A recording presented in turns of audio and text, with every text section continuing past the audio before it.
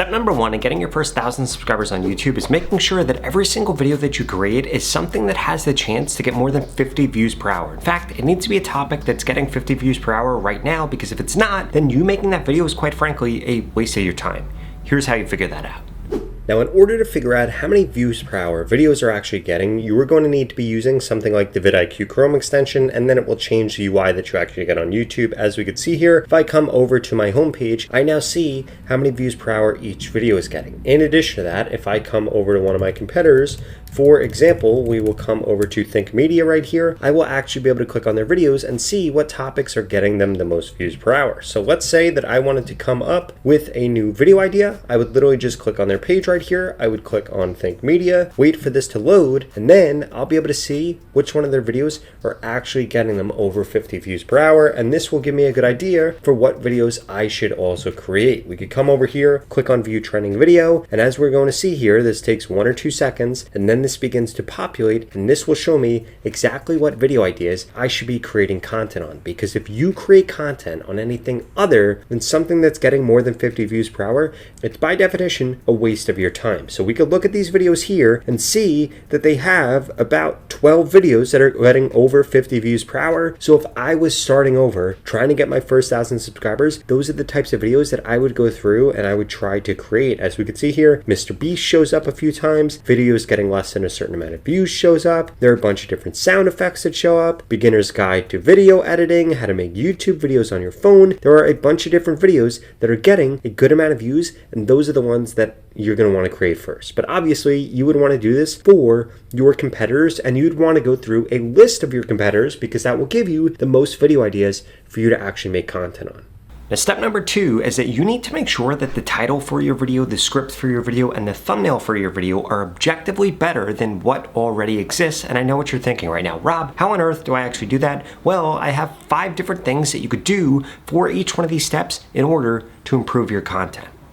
When it comes to the title of your content, here are some things that you can focus on. The first one is going to be exploiting the gap between curiosity and clarity. For example, instead of making a title like How to Grow on YouTube, you want to do something like Creators That Do This Grow Faster on YouTube. What does that do? It opens up a curiosity gap in somebody's mind. It makes them think, what are those other people doing and why is it making them grow so fast, as opposed to just being a how-to video. But that was just the first thing that you could do. The second thing is front-loading power words. I'm sure you see this across YouTube. People put words in all caps like warning, or news breaking, or new, and the reason that they're doing that is because these are power words, and putting those types of words in your content drastically increases the views you get.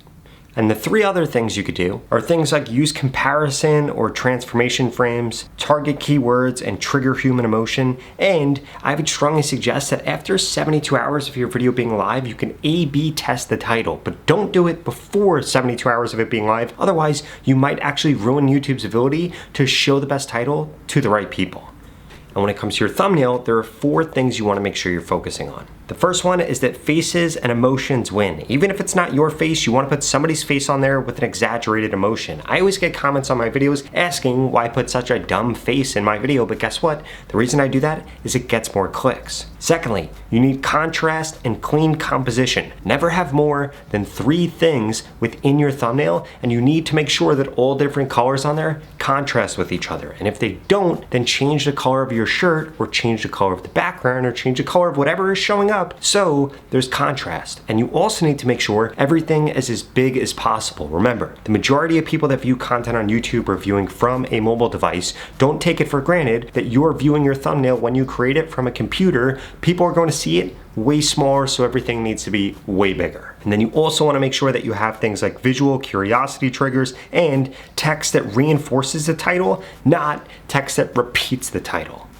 Now, when it comes to your script, there are 5 different principles that you need to be paying attention to. The first one is that you need to pay very close attention to the first 5 to 10 seconds. This is going to be what hooks people in, and it will make or break whether or not they watch your video. And then you need to have a pattern break or interrupt every 15, 30, or 45 seconds. And you want to make sure that your content is structured like a mini movie. You want to have some curiosity, you want to bring them along a ride, and then you want to actually let that out, and then you want to have more curiosity and then bring them along, and then relieve that again. And then on top of that, you want to make sure that you inject relatability and personal insights, and you want to make sure that you end your videos with an end screen call out or a related video. If you are missing any of those things that I just shared with you when it comes to your title, your thumbnail, or your script, it's going to be one of the reasons you're not getting the subscribers you want.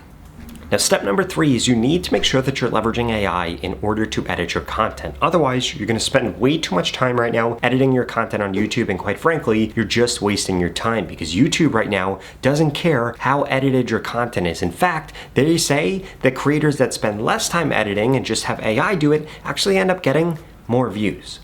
Now, my favorite way to make video editing easy with AI is coming to Gling.ai. You could get started with this for free right now, and I'll put it in the pinned comment below. Essentially, literally, you just come over here, you get started for free, and this is going to increase the rate at which you edit videos like crazy. For example, if we come into this project right here, you will be able to see that if we come over here and click on Enhance, I could add in things like jump cuts, I could change how much it's going to zoom, I could add in things like B-roll automatically, and I could change if it's going to be minimum or dominant B-roll. I can enhance the audio, I could denoise the video, I could add speech enhancement, or I could turn on AI Studio here where I can literally change the background that I am getting on my piece of content. In addition to that, we could come over here, we could have it show cuts, we could have it skip cuts, we could see that I could actually come over here and change the pacing of the video, and all of this will be done with AI. And guess what this is going to do? It's going to make it so you spend less time editing your content, more time getting views,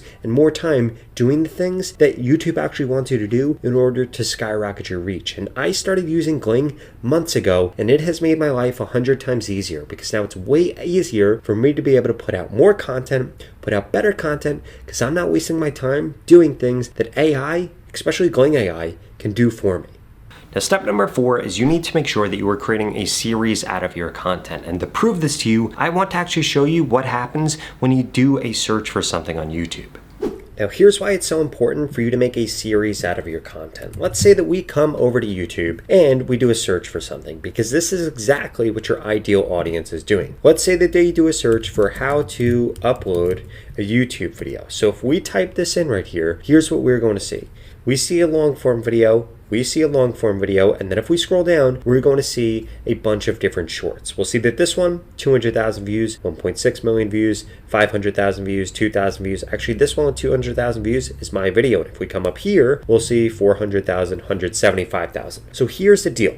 And what's actually happening here. People are seeing long form content and they're seeing shorts. So ideally what you should be doing is for every long form video that you create, you should be making 2 to 3 shorts about the same exact subject or about adjacent subjects that same audience is going to be interested in. And the reason that you want to do this is it's going to increase the odds you rank for search, and it's going to increase the odds that people actually watch your content. Because if we come over here, and this is what your viewers are actually doing, they're coming over here, they're seeing 2 long form videos, 8 minutes and 12 seconds, 8 minutes. They then come down to these shorts right here and they see that this video is probably 20 seconds, this video is probably 30 seconds, this video is probably 40 seconds. So guess what they're willing to do? They're willing to watch these videos before they watch a long form. Well, at least some percentage of people are willing to do that. And if that's happening right now, then you're losing your audience to the other creators that are uploading here. One thing that you'll notice is that the 4 creators that show up here are different than the 2 that show up here. So for you to be able to defend yourself during a time where some viewers like long form and some viewers like short form, you need to turn everything you create into a series that's showing both on long form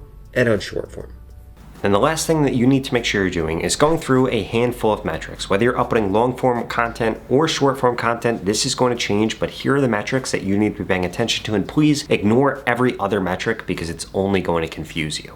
Okay, now the analytics that you want to pay attention to are going to be different whether you're uploading long form content or if you are uploading shorts content. If you are uploading long form content, what you want to be paying attention to is your click-through rate and your average view duration. We're going to come over to my other channel so I can actually show this off right here. If we come over here and scroll down a little bit, we will see, and this is basically a brand new channel, it's only a few months old. This video got over 50,000 views, and guess what? It was uploaded less than a week ago. So if we come into the analytics right here, what you are going to notice is that if we come into reach, that this click-through rate is almost at 10%. That is what you should be aiming for. We could see that in the first day, it was over 11%. In addition to that, if we look at the average view duration over here, we will see that this is, if we scroll down a little bit, it's pretty high. So at the middle of the video, 34% of the audience was still watching, which is pretty good. And the average percentage viewed is 32%. Now, what you should be aiming for if you're uploading long form content is a click-through rate that is over 10%, and you should be aiming for average percentage viewed of over 50%.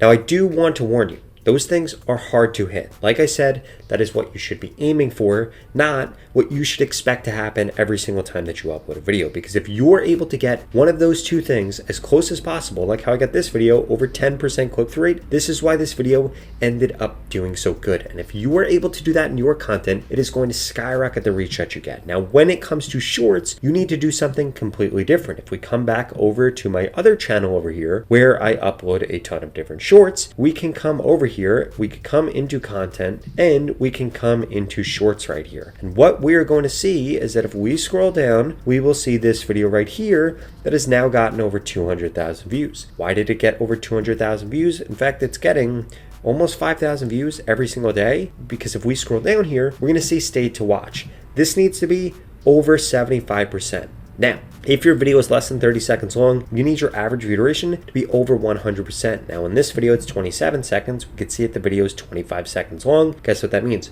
Over 100%. That's why the video went viral. If your video is greater than 31 seconds though, this only needs to be 80%. So if this video was like 31 seconds, I would have only needed people to watch it for like 23 seconds or something like that. And then guess what would have happened? The video would have went viral either way. So both with long form content and with shorts content, there are multiple different metrics you need to be paying attention to, trying to optimize for in order to increase your reach. Now at this point, if you're still struggling to get your first 1,000 subscribers, I personally want to help you. In fact, I want to work with you one-on-one to guarantee I can help you get more subscribers so you can ultimately get the views that you want, get the growth that you want, and get monetized on YouTube. The same way I hope this channel gain millions of subscribers and this channel millions of subscribers. If that sounds interesting and you want to work together one-on-one, well please, check out this video right here that walks you through the 3 different ways we can work together one-on-one so I can guarantee you grow quicker on YouTube. I'll see you over there.